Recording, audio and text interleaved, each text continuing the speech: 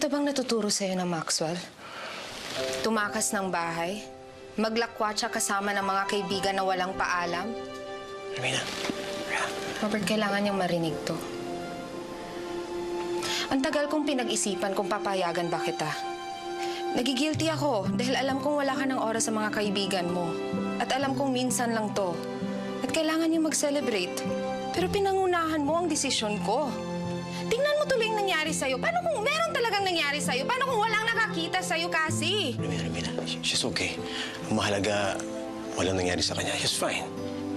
Dapat ba akong magpasalamat nun, Robert? Sino bang nagturo sa'yong uminom? Mama, sorry po. Hindi ko naman po alam na aabot dito eh. Mama, sorry po talaga. Ngayon alam mo na kung bakit kita pinagbabawal.